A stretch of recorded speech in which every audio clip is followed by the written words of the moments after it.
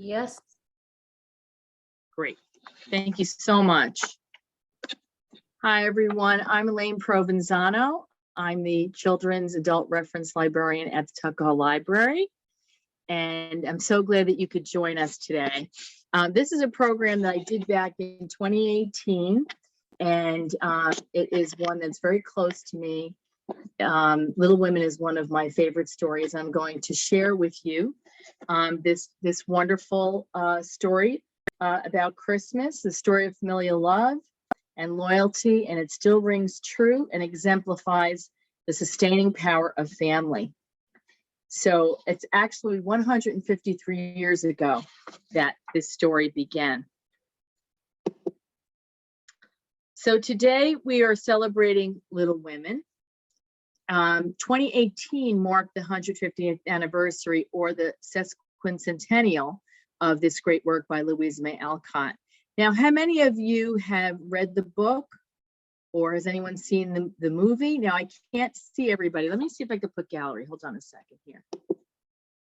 Okay, so how many of you have read the book? Let me see a show of hands. You've read Little Women. Okay. How many of you have seen the movie? Okay, great. So whether you have read it recently, a long time ago, or never at all, we are going to explore the sustaining power of family in Louisa May Alcott's work. The original book, which subsequently became part 1, was bookended by the Christmas holiday and wrapped up in all that was life in between. So now we're going to learn a little bit about her family. So this is her father. This is Amos Bronson Alcott, and he was born in 1799 and died in 1888. And what is unique about Little Women is it's a thinly veiled account of her life, her actual family. So let's discover the characters. So we met her father. He was born in Alcott, Connecticut, on a farm, and was primarily self-educated. He had a lifelong love of learning and a thirst for knowledge. He worked as a traveling salesman until finding work as a teacher, but would struggle with employment for the rest of his life. Now, he was very close friends with fellow transcendentalists Ralph Waldo Emerson, Henry David Thoreau, Henry Wadsworth Longfellow, and Nathaniel Hawthorne, and founded the Concord School of Philosophy. He was a strict vegetarian vegan, which wasn't as common in those days. Now, Marmee, who is the beloved character Marmee in the book, is based on Abigail May Alcott. And Abigail came from a prominent New England family. On her mother's side, she was born into the families of Sewell and Quincy. Her mother, Dorothy Sewell, was the great-granddaughter of Samuel Sewell, a presiding judge of the Salem witch trials. Her father, Colonel Joseph May, was a Unitarian layman. As a child, she did not regularly attend a formal school, but was educated in history, languages, and sciences by her tutor, Abigail Allen, in Duxbury, Massachusetts. So she was introduced to her future husband by her brother and later applied for an assistant position in his school in Boston. They married in 1830 and collaborated on projects such as the failed utopian community, Fruitlands, and the Temple School. The family was anti-slavery and actively involved in abolition efforts. They always encouraged all of their daughters' efforts and supported women's rights.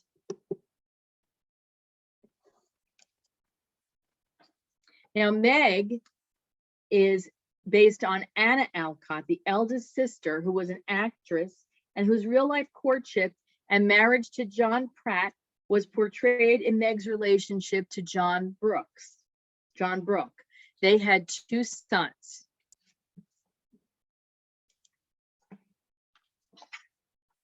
Beth Alcott is the only character named after a sister.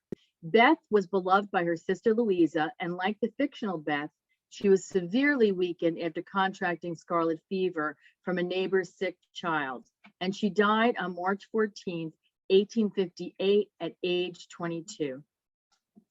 And this is from a poem that Louisa May Alcott wrote. A serene, stately presence sanctifies our troubled home, from our angel in the house. And I love this picture from the book, from Little Women. It shows Jo and Beth when she takes her to the beach for that trip to try to help her to recover. Amy is based on Abigail May Alcott Necker. She was a talented artist who lived in Europe and was the first woman to exhibit at the Paris Salon. She married Ernest Necker, who was 16 years her junior, and in 1878, she gave birth to Louisa May Lulu in Paris. May died there 7 weeks later. I'm sorry, 1879. May died there 7 weeks later on December 29, 1879, possibly of childbed fever. And Louisa May Alcott then raised Lulu as her own child until her own death. And here's Louisa May Alcott. And I love this picture. This is, if you go to Orchard House, this is Louisa May Alcott's desk where she wrote. It's a very moving experience if you go there and you're in that room and you could really feel her presence and the atmosphere and what it was like for her. So she was born on her father's birthday, November 29th, 1832, in Germantown, Pennsylvania. And she was the second of 4 daughters after elder sister Anna and followed by Beth. In an article from Humanities in 2009, John Madison suggests the signature dissonance of Louisa's formative years was the contrast between its lush intellectual richness and its grinding material poverty. Alcott expert Joel Meyerson has quipped that during her family's years in Concord, Mass., Louisa May Alcott grew up inside the Norton Anthology of American Literature. Before Louisa reached the age of 8, she had attended school in a room in Emerson's house. And during her teenage years, Emerson gave her free access to his library, from which she borrowed such works as Goethe's Wilhelm Meister's Apprenticeship. Under his watchful supervision, she discovered Milton, Schiller, and Carlyle. Emerson's fellow transcendentalist Henry David Thoreau played his flute for her and took her on nature walks through the Concord woods. Nathaniel Hawthorne, whose novels and tales were regular fare in the Alcott household, took little evident interest in Louisa's education. Nevertheless, he was a longtime family acquaintance, and for the last 4 years of his life, he lived right next door. And this Concord constellation did much to open Louisa's eyes to nature, literature, and life. Yet every day spent among Emerson's books and Thoreau's woods ended with a trudge back to a home where supper was likely to consist of coarse bread and apples, where the father was habitually out of work, and all were, as Louisa described somewhat later, as poor as rats. The Alcotts would move more than a dozen times before settling in Concord, and Louisa would distill the essence of her family's experience with ink and pen. So it was quite a contrast being with these heady neighbors and the life that she was leading. Her father was a really made them they really didn't have a lot to eat, because he didn't need a lot to eat. Everybody kind of had to do the same thing, and they really were starving. So Louisa May Alcott would write Little Women from Orchard House, but it was the memories of their time at Hillside from which she drew her inspiration. This is where she first lived, and this is actually a drawing by her father. So in May of 1868, Louisa May Alcott noted in her journal, "I never liked girls or knew many except my sisters, but our queer plays and experiences may prove interesting, though I doubt it." By the time the proofs of the novel arrived in August, she felt differently. "It reads better than I expected, not a bit sensational, but simple and true, for we really lived most of it. And if it succeeds, that will be the reason of it."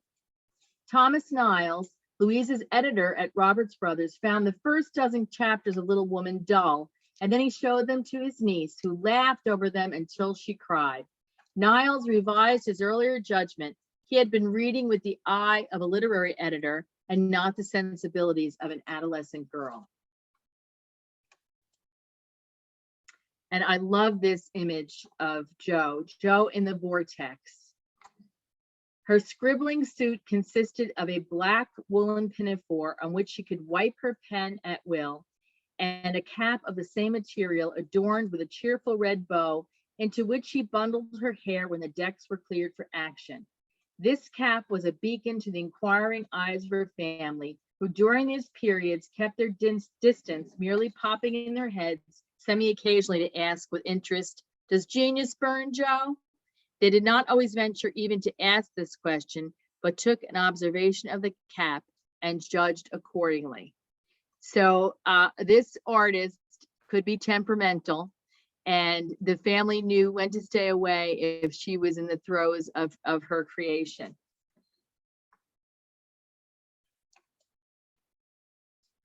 So Little Women was released on September 30th, 1868, and it sold out its first print run, over 2,000 copies, in 4 weeks. It was $1.25 a book. By 1932, when it reached public domain, Little Brown and Company had sold 1,500,000 copies. By 1968, 100 years after publication, the book's translation included Arabic, Bengali, Indonesian, Japanese, Russian, Swedish, and Urdu.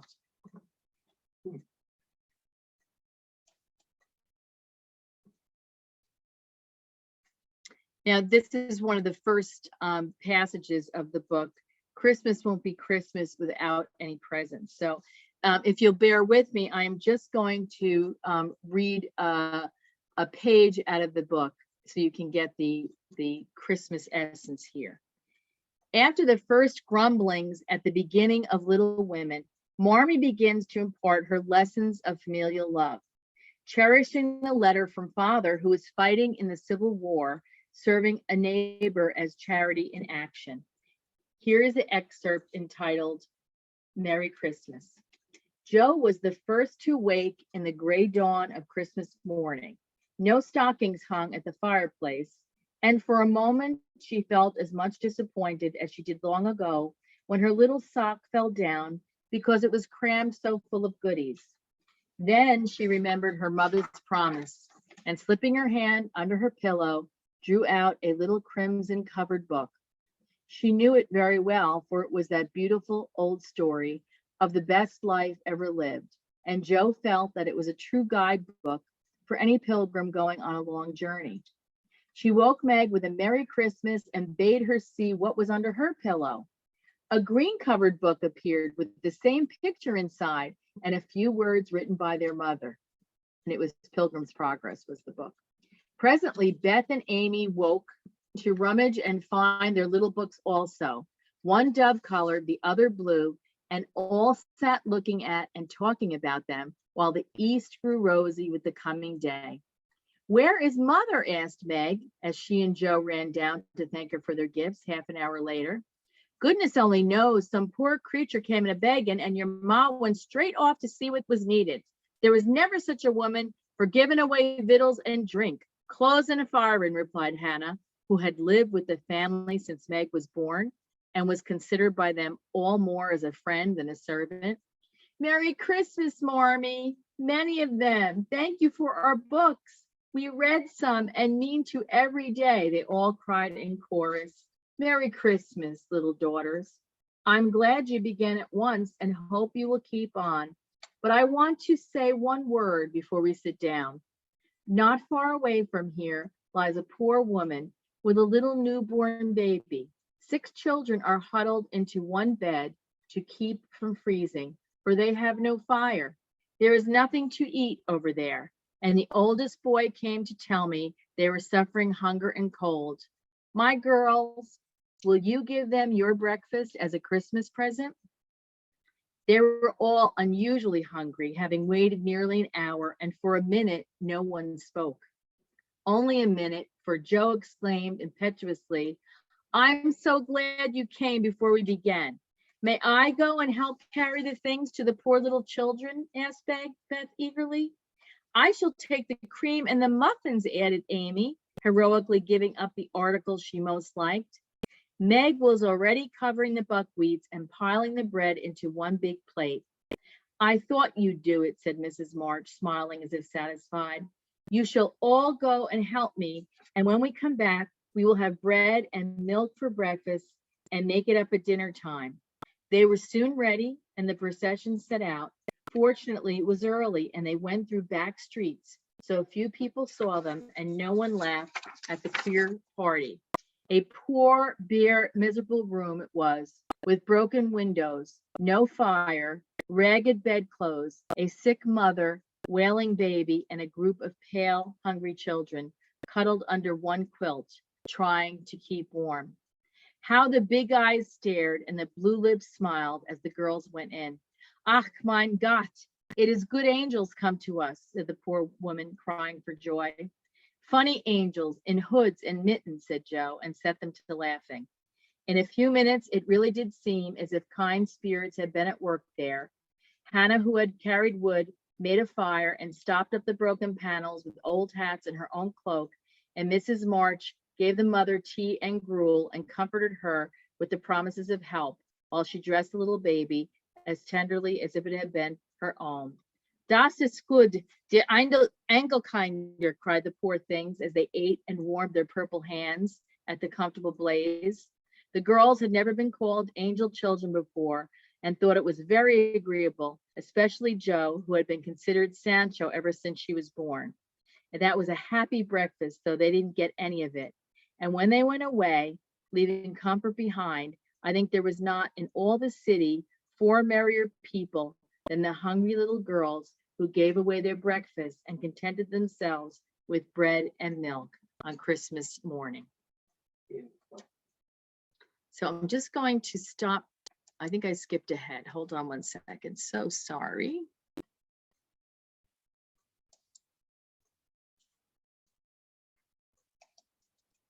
This is an important piece. So the last piece we read, if you've read the book, and spoiler alert, Beth, being with the poor children, they develop a relationship with this family and help to take care of them and bring food to them. And it's from them that Beth contracts a scarlet fever, and it makes her very weak.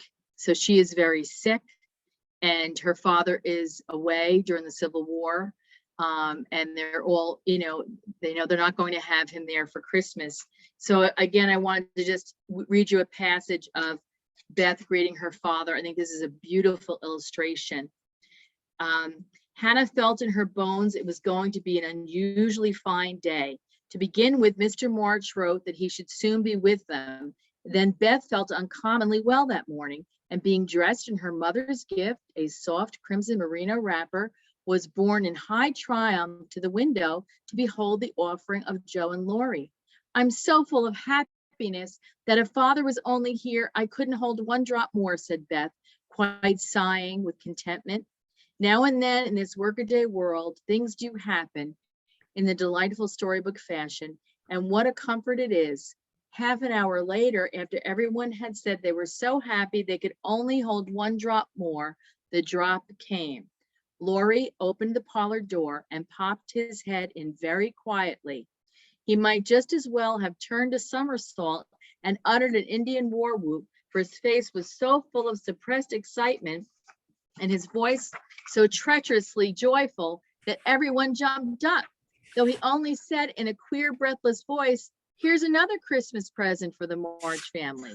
And before the words were well out of his mouth, he was whisked away somehow, and in his place appeared a tall man, muffled up to the eyes, leaning on the arm of another tall man who tried to say something and couldn't. Mr. March became invisible in the embrace of 4 pairs of loving arms, and Joe disgraced herself by nearly fainting away. Mrs. March was the first to recover herself and held up her hand with a warning, "Hush, remember Beth." But it was too late. The study door flew open. The little red wrapper appeared on the threshold. Joy put strength into the feeble limbs, and Beth ran straight into her father's arms. Never mind what happened just after that. for the hearts overflowed, washing away the bitterness of the past and leaving only the sweetness of the present. That still gets me every time. Okay, so the part 2 of Little Women was published as Good Wives, and that was published in April of 1869. And it received, Louisa May Alcott received $8,500 in royalties. One of the quotes from the book is, "I want my daughters to be beautiful, accomplished, and good." And household happiness did not come all at once, but John and Meg found the key to their marriage. So these are all the little quotes from Marmee. And Louisa May Alcott, these are things that her mother would say, and she wove it into the contents of the book. She also said, "Oh, my girls, however long you may live, I can never can wish you a greater happiness than this."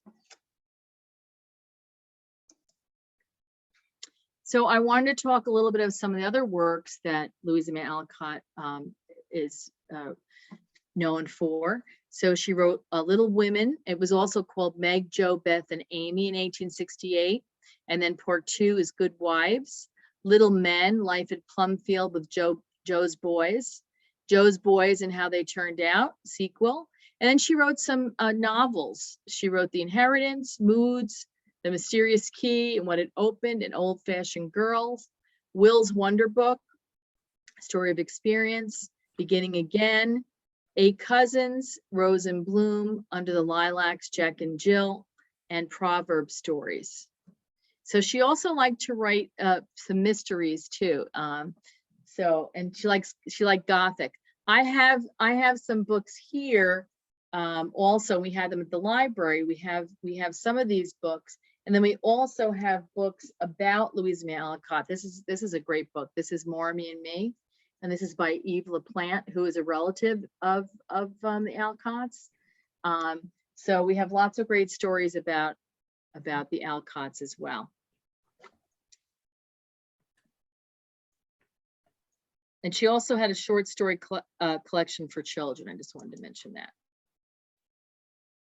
So back in 1862, while serving as a Union Army nurse in Washington, D.C., Louisa May Alcott became seriously ill with typhoid. Sorry, just one. Okay, so Louisa May Alcott served as a Union Army nurse. She was treated with mercury-laced medicine, and it permanently weakened her health. When her father's health was fading rapidly at the start of March 1888, Louisa came to see him for the last time. Observing a smile on his face, Louisa asked about its cause. "I'm going up," her father replied. He then added a macabre invitation. "Come with me." Louisa answered, "I wish I could." But on March 4th, Bronson Alcott died. The same day, without having learned of her father's passing, Louisa lay down for a nap and only briefly regained consciousness. Her doctor diagnosed an apoplexy, and 2 days later, on the day of her father's funeral, she did indeed come up at age 56. And this is her gravesite in Concord. So I wanted to talk briefly about her legacy. In the introduction to the annotated version of Little Women, Daniel Shealy proposes that what makes Little Women a landmark book in children's literature is that Alcott realistically captures all of that teenage pathos and sentiment, and their mother, who allows them the opportunity for self-discovery and failure, remains a steadfast, loving guide. For many readers, the Marches are the family they never had or the family to which they belonged. And so there have been some appreciative readers over the years. Readers as diverse as Teddy Roosevelt and Gloria Steinem. In Meg, Jo, Beth, and Amy, The Story of Little Women and Why It Still Matters, Anne Boyd Rue shares a number of women influenced by the novel. Barbara Kingsolver said, "I personally am Jo March." Judith Martin, also known as Miss Manners, summed up what Little Women meant to many girls of the 1950s. That's where I learned that although it's very nice to have 2 clean gloves, it's even more important to have a little ink on your finger. Anna Quinlan declared that Little Women changed my life. The March sisters being the first characters she read who seemed real, offering more to life than simply marriage. Gloria Steinem, who read it every year until she was 12, called it her ritual and rescue. Rue declares that Jo's characters also influenced modern female characters, such as Hermione in Harry Potter and Katniss in the Hunger Games. An Italian author, Elena Ferrante, included the book in her critically acclaimed novel, My Brilliant Friend. Lila and Lenu meet every day for months in the courtyard to read Little Women together. So many times that the book became tattered and sweat-stained. It lost its spine, came unthreaded, sections fell apart. But it was our book, Lenu explains. We loved it dearly. So I wanted to talk also about the adaptations. So there were adaptations, especially around the anniversary in 2018. My favorite is still the one from the 90s with Winona Ryder. There was one with Circe. I know that I'm saying this wrong. Circe, and Timothy Chalamet and Meryl Streep. And it was very good, but I like this one the best. The one from PBS, I really didn't like that much. Katharine Hepburn, I thought that was a pretty good one too. But you should look at them all and see which one that you like. And I'm sure there'll be more coming. You know, they just are always making these new versions. So here's a quote from Little Women. It resonates with us still. In spite of changes in culture, society, gender roles, the resilience of the human spirit to look past hardships and celebrate the smaller things in life, which turn out to be the greatest gift of all. Louisa May Alcott was rooted in her family, and her family sustained her. And through the outcome of her story, which was their story as well, she was able to sustain them because she became the main breadwinner. More importantly, she shared this gift with all of us so that we might recognize for ourselves that our greatest gift is what we have been imbued with by our families. And I'm just going to share a few pictures with you from when I visited Orchard House. And I was there for the 150th celebration on September 30th, 2018. It was very serendipitous. We happened to be up there that weekend, and I just said, let's go by Orchard House. And they were doing this, and I was just thrilled. So my husband took some pictures. Here is the cake that they had. Got to have a piece of the cake. And here I am in front of the marquee that they had. And here it has been designated on the National Historic Register. It's a landmark. This was in 1963. And here's inside, so cozy. It's just wonderful, wonderful. Not only is it the house that you could see the house itself, but they have a little gift shop in there as well.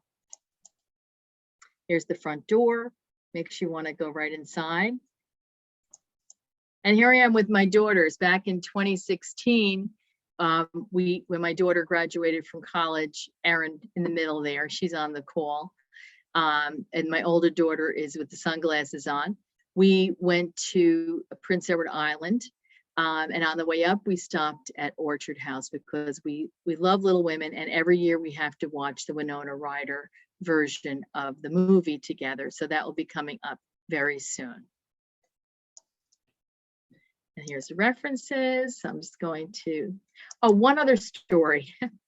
Right after I did this program a few years back, my husband and I were down on Bleecker Street at the Cafe Figaro, and across the street was the house that Louisa May Alcott lived in with her uncle when she visited New York City. And they think that this is what she based her New York City experience in the book.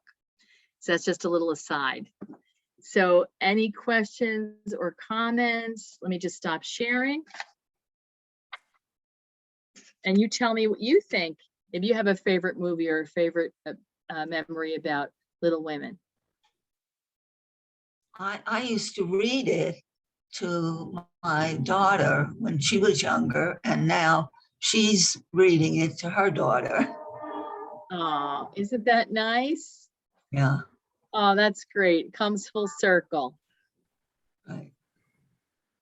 I started listening to this again, and I'm just where you read the chapter. I am almost there. That's the one. I just finished it like last night. Oh, great. Which the Christmas or with Beth with her dad? No, the one there taking the breakfast when the mom comes and they go to Yes. the, Yes. the family.